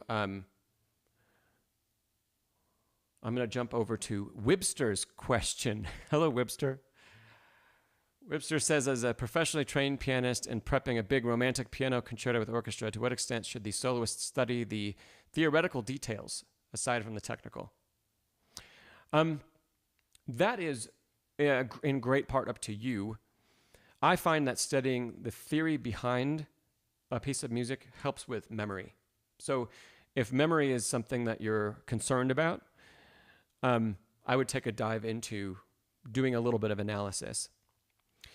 Understand, the basics especially. Understand what keys we're in, especially when we have themes that come back.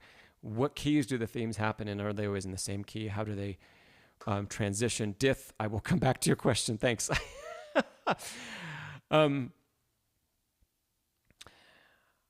So I would use theory to help our memorization understanding, primarily. The rest can start to get in the way a little bit. So even when I talk with my private students about memorizing bigger works, it's less Roman numeral analysis and more of a very basic harmonic analysis and overarching analysis of what the music is doing. If you're aware of like the Schenkerian analysis approach, it's more like that. So do we have an understanding of the big landmarks that we follow along? And then subsequently, from one landmark to the next, what key are we in? What are the harmonies that are functioning in that key? And if ever, do we ever leave the key? Do we ever leave diatonic harmony? And where is that going to be? Studying a lot of Liszt. Liszt is very chromatic. There's a lot of use of half diminished and diminished 7 chords in Liszt, especially the big works. So in romantic literature, let's say, understanding, okay, how are those diminished 7s, how are they chained together? What is the pattern that they're making? Can I understand that and where they're taking me from point A to point B? Beyond that, if understanding the harmony helps your interpretation at all, go for it. I usually find personally that if my interpretation is more based on how the tonality affects me. And that has, of course, a lot to do with the harmony, but it's a different mindset than if I'm thinking analytically. If I'm thinking analytically, like about, for example, a B major chord that I just played, I'm thinking, well, it's B major, and I'm thinking about other things that are related to it, F sharp major, for example. But if I'm not thinking analytically, then B major becomes triumphant and grand. And if it's written in a higher register, sparkly and full of clarity. And those are very different ways of describing the same thing. So I would try to balance the two. So yeah, and for me personally, harmony for memory and letting the feeling of harmony guide interpretation.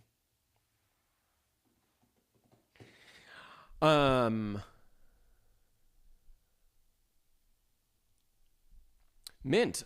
Let me come back to your question, Mint. I'm going to answer Diths, and then I'll come back to your question about forearm rotation. Dith, you asked, how much metronome do you recommend using during practice? A little, a lot, all the time. Metronome is important in practice to the point where it can help guide our inner sense of pulse. But most importantly, we want our inner sense of pulse to guide us musically. So the only times I recommend using metronome are when our inner pulse is not well enough trained yet. Where if we can't really follow perfectly beat to beat to beat to beat, or feel all of the subdivisions of a beat, we're going to do a little bit of metronome practice. But it has to be metronome practice where we're not just putting the metronome on, but we're acutely aware of where all those clicks are and how they're affecting the music and how it all fits together. To the point where, really, at the end, we want to be able to play anything.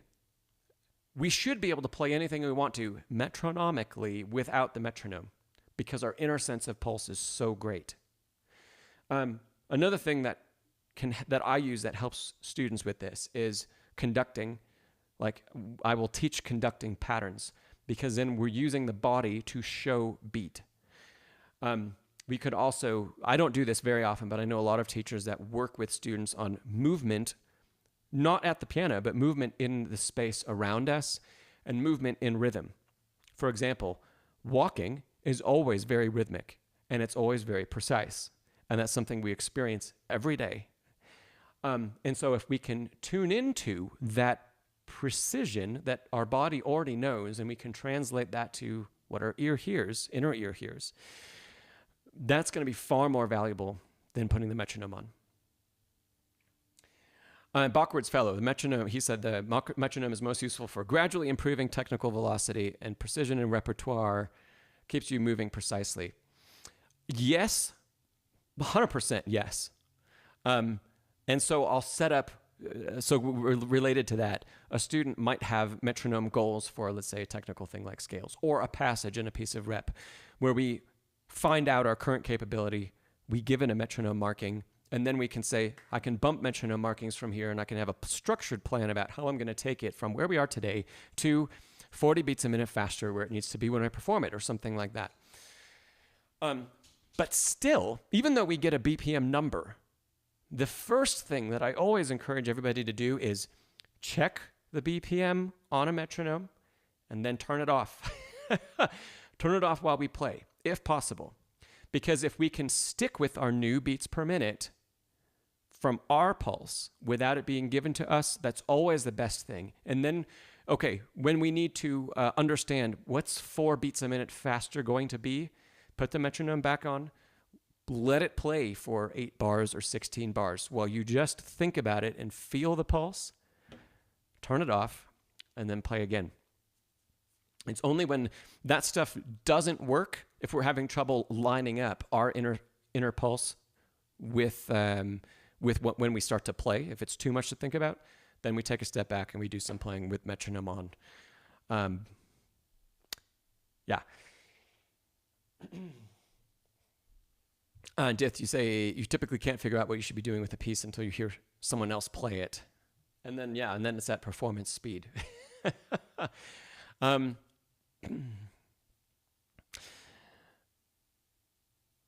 I would say that's a challenge that everybody experiences. It's very difficult to understand how music works at practice tempo, right? So the tempo we need in order to learn the physical execution is usually never a tempo that's going to tell the story or be musical. So it's great to hear someone else play. It's great to have that in our mind. Gosh. I would say we want to slow down, Dith. Slow down to where everything, you can play it all and you can count it. Whether you count out loud or to yourself, either one's fine. Make a recording of yourself counting. I've observed a couple interesting things with students that don't have that really tight inner sense of pulse. Their counting changes when they play. And so they feel like they're counting precisely. But then when they hear themselves back, they say, oh my gosh, I sped up. I sped up beats 3 and 4. And obviously, so usually what happens to fix that is we slow down even further. If it felt slow to begin with, we slow down so much that there is no challenge for the execution at all. It's almost like autopilot, and we can completely focus on the pulse. And sometimes it takes a lot of work. Sometimes it takes, especially if something got learned incorrectly the first time, it can take months of practice. I know, Dith, slowing down is the worst, but you'll really learn so much faster. Webster, I'm going to come back to your question because I have to answer, I think, a couple others first.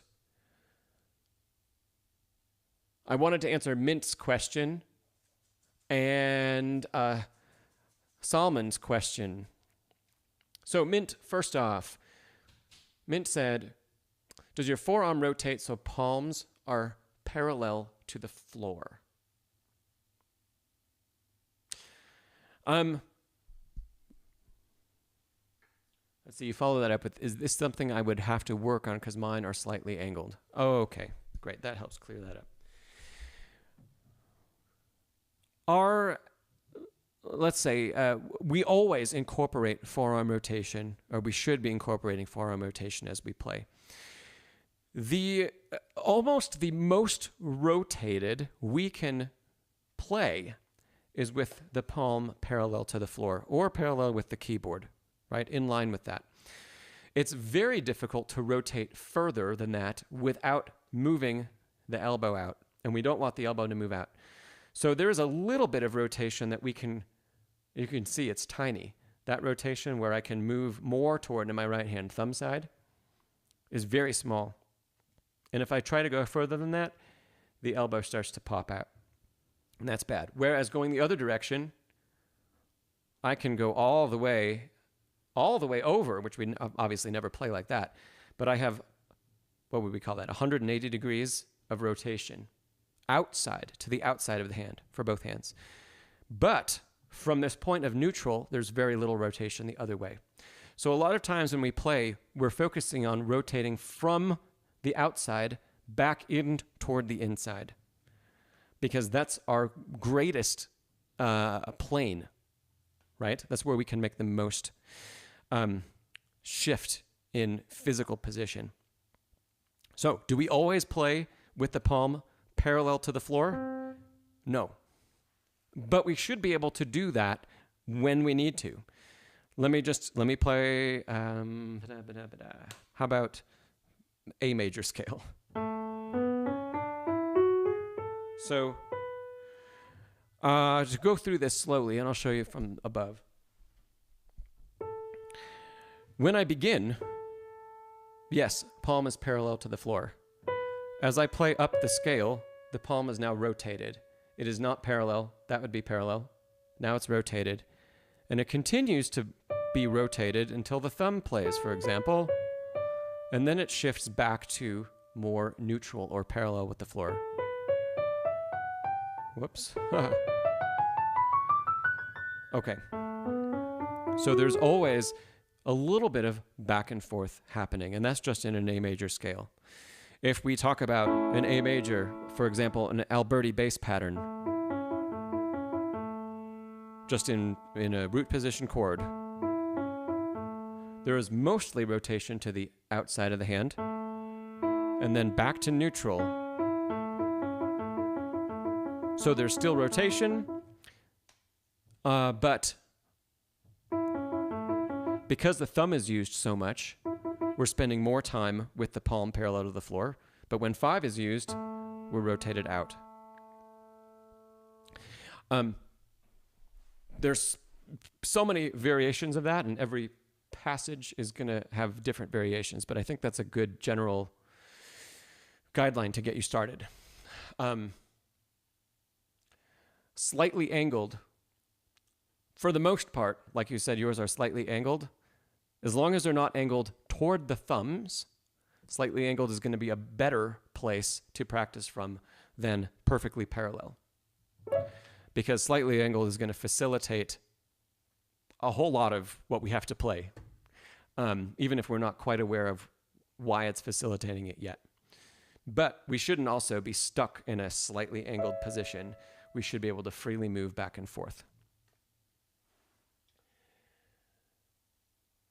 Okay, jumping over to Salman's question. You say you're pursuing your master's degree in composing for film. Until now, you've learned everything by ear, and you can't sight read. You can slowly follow along, but to what extent can you get by not reading? Today, I think actually, I'm assuming, Salman, you've got a very strong background in MIDI production, and because of that, I'd say you could probably get by for a long time with work and everything. There are a lot of professional film composers that do great work that don't notate anything. Everything is done in MIDI, and then when it's time for to hire an orchestra to play your work, for example, a transcriber gets hired or an orchestrator gets hired to come in and notate everything out. So there are plenty of people that have little to no notational experience or reading experience that work professionally as composers in the industry. So I mean, the thing that would open up for you is being able to study what other composers have done more than just by ear. So for example, if you wanted to study something that John Williams wrote where it's very maybe harmonically complex, you're going to be able to, if you're familiar with reading music, you're going to be able to find answers about your compositional questions if you can read the score, rather than if you have to decipher everything by ear. That's going to take a long time for every little thing that you want to work on. Yeah. So that's the one place I think it would help you learn. And that's if you want that kind of continued learning as you go forward, which I'd always be a fan of. Thanks, Bethany. Glad to see you. So yeah, that's the one thing I'd say that would be really great. But you can definitely, and there are a lot of examples of people that get by doing professional work that cannot read notation or can't read more than most basic things, one note at a time, things like that. So I hope that helps. Okay, now I covered, let's see, Mint and Salmon and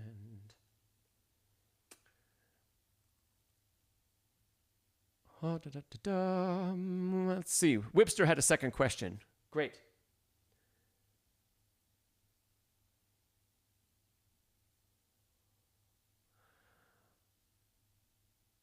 Okay, I think we're going to call Webster's question. I don't see another one. So this is going to be our last one because we're going on almost 2 hours, but it's been a lot of fun. So Webster's question, what's your advice for playing and practicing big shifting chords, like in the third movement of Rock 3, to avoid negative tension and create a big sound? I don't have the sheet music to Rock 3 on my iPad, so I can't pull that up for us. But let me see if I can sum it up.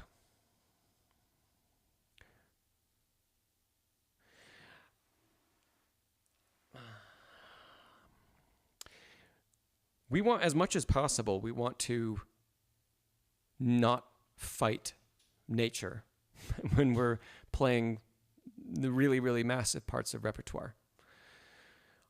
So typically in really big moments, big chordal moments in concerti and the big sonatas, you're going to find first thing is that the pianist, we're going to prep the rest of our body with even better posture or even more aggressive posture than we might normally play with the rest of our repertoire. That means the back is probably going to get straighter. We're actually going to be lifting ourselves slightly off the bench seat with the leg muscles so that we're playing from a very, very upright and strong position. When we can play from that position and we're actually, our posture has changed so that now we're almost playing with a downward angle in the forearm. When we change like that and everything becomes a down and in motion over and over and over again, we give our body a place to revert to. Let's say our place of relaxation is now up and very, let's use C sharp minor. That's more of a Rachmaninoff key. So if we're sitting up higher, sitting up straighter, and we play down and into the key, I'm going to reduce a huge amount of tension because I don't have to lift. So basically, I'm creating one motion that I repeat over and over and over again as things shift and as they move around. Whereas if we're sitting too low, or too low for our body, after we play something and we engage in the down motion, if our arms are, I'm slouching now just to show you, but if it's, don't do this. But if we're down, then every time we move, we have to lift. And now we have two motions. Whereas when we're sitting up straighter, it's one motion down. The relaxation that really we just let go of the keys. We're already in a position where we can activate and play the next chord with just as much energy and just as much force. So I think a big part of that stems from position on the bench, less so than technique in the arms. I mean, we need good technique. We need to know enough that in big chordal passages, we have to let the hand relax because we want to continue to trigger a really strong impact with elbow, forearm, wrist, knuckles, fingers, all working together. And when they're all working together precisely and efficiently, we can get a massive sound with relatively little motion, like this. Because everything was activated and used correctly. If it's not being used correctly, then we have all sorts of problems, right? So yes, if our hand is able to relax and we're able to throw in all of that energy correctly, the next step is get up and off the bench, kind of, and create this higher position that we play down from. It's especially useful if your bench position is already maybe a little low, or if you just sit in a neutral place, kind of like I am today, and I'm almost, it looks like a small thing, but from here to here, it's more obvious if you look at the distance from the microphone that I am. That's how much I'm lifting myself off the bench with leg muscles. So it's in the tops here. And I would sustain this position in the legs throughout the passage. And then when we get a moment to relax, we can sit back down again.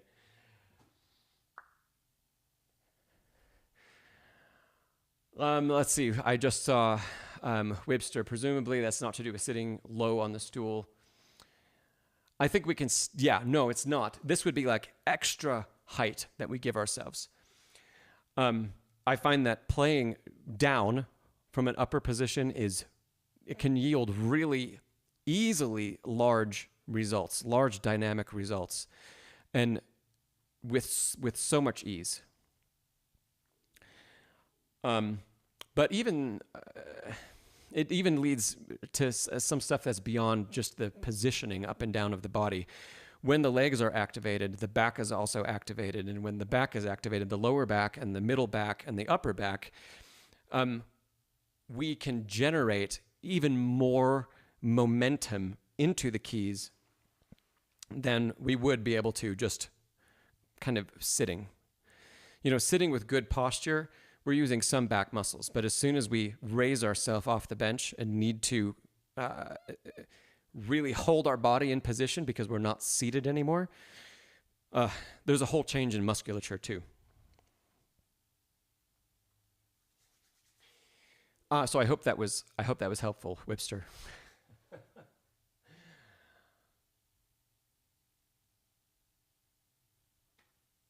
Webster, if you're working on Rock 3 or anything like it, any solo rep like it, we'd love to hear you play.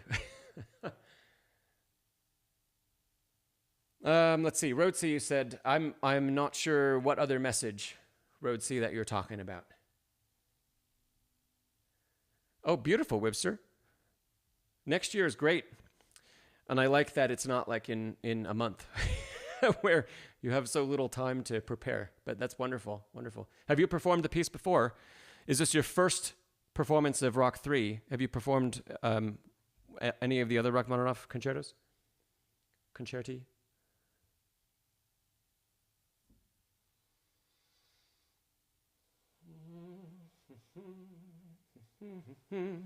I'm just going to, yes, you're doing a lot of prep. That's great. Well, I'm glad you're doing it now. I'm going to see what Rhodesy has to say, and then we are going to sign off for today. Oh, you learned Rock 2, Webster? That's great. That's my favorite.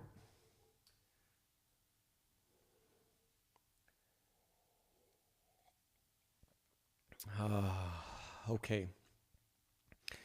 We'll give Rhodesy another second to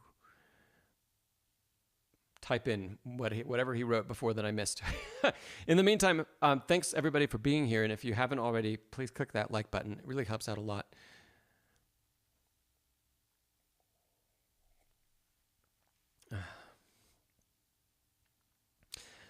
Yes, Rhodesy, I can't easily find what you said above.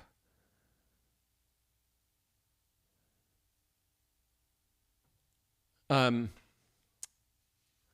Sparrow, yes. Well, congratulations, Sparrow, on playing for us today. It was really, really wonderful performance. So keep it up, and we'll look forward to hearing you again.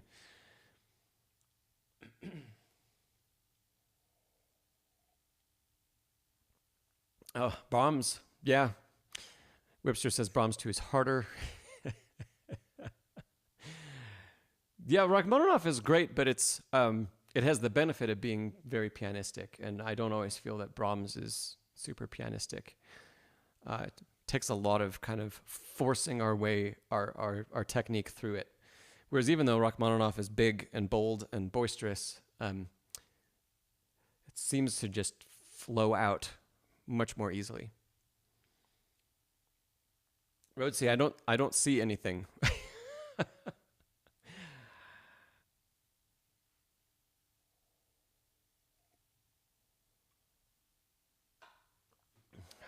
Yeah, Webster, it takes ages to learn. Yes.